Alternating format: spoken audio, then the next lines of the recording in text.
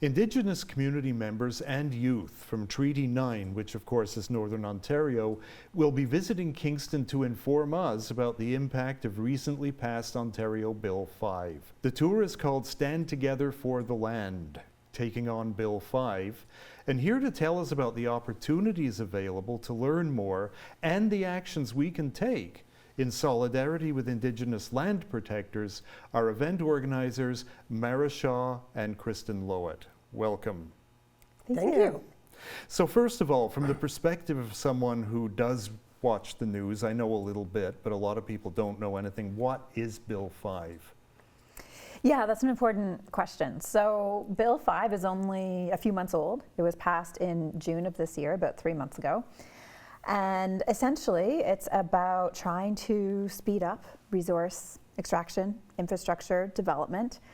There's a whole bunch of schedules as part of that bill which make changes to acts like for mining, for environmental assessment, for heritage, with the aim of really trying to remove sort of regulatory barriers to development.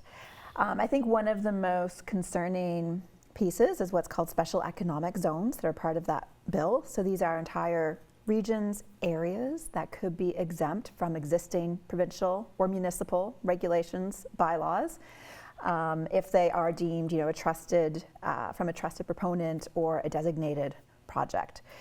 And this could happen anywhere.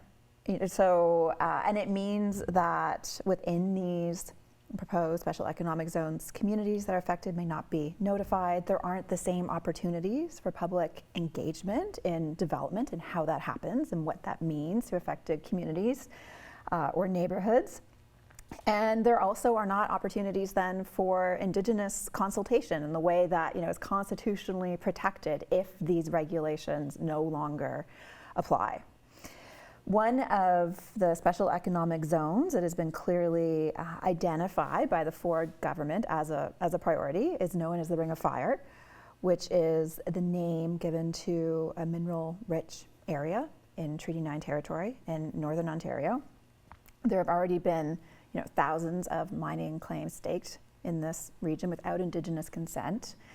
And Indigenous youth, community leaders, organizers, are concerned about what Bill 5 means for their territory, that they rely on for food, for hunting, for gathering, for culture, for ceremony. And that's really why we're here, is working with some of those affected communities to see if we can help them and get their kind of story out about what Bill 5 means to them in their territory. As you mentioned, Bill 5 is passed.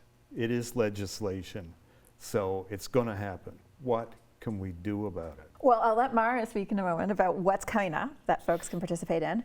It has passed. Legislation gets amended. It can change, right? You can let MPs know. We can get a change of government as well eventually, which may change this, right? But I think the biggest thing is for people to be aware and tell their MP or whatever. If they don't like this, then let them know these things can change if people want it to.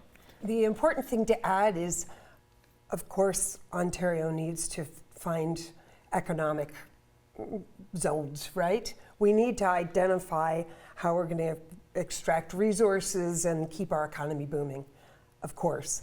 And yet, mining companies have been making good money with the existing regulations. And those regulations have kept us from things that used to happen before regulations, like tailing ponds catching on fire spontaneously. We know that happened. We now have good regulations in place. We need them to be in place so that not only is the Ring of Fire protected in some way, but if a special economic zone happens in Sydenham, that we know that our own backyards are protected as well. So to specifically what's happening, while this week on Thursday, a group of Indigenous youth and community members are coming down from Treaty 9.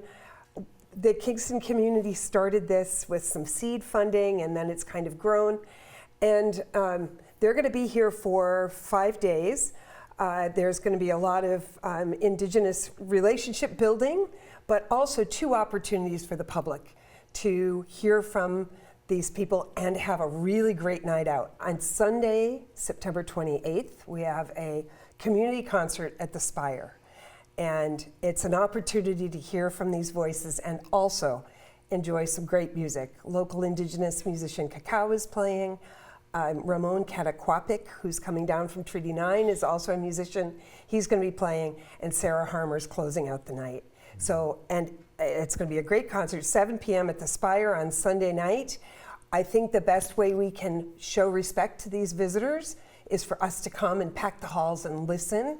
So that's pay what you can, recommendation of $25 if you're an adult and $10 if you're a student. But if money is a problem, just come to the doors and we're going to let you in. That's at the Spire at 7 p.m. on Sunday night. On Monday night is a free public lecture at the Isabel Bader Center. And Ramon's going to be our keynote speaker, but there will also be a panel with the lawyers that are supporting in these Indigenous voices in court as they try and get some kind of reasonable voice about what's happening with their land. So that is 6:30 at the Isabel Bader Center. Come at 6 p.m. because Jan LeClaire and I are going to be playing klezmer music in the lobby beforehand. But that's kind of irrelevant, unless you know Jan LeClaire, in which case it's completely relevant. She's great.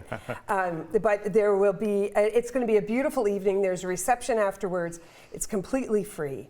And we just, again, want to pack these halls so that people come. You can bring your skepticism if you want, but come, learn, and share a conversation. Come build some relationships with these people. I think that is a critical thing, is just listen, and even if you're skeptical, just listen. So it sounds like a very important event. It sounds like the concert's going to be a lot of fun. So thanks for coming to tell us about it, and good luck with it. Thank you very much. Thank you for having us.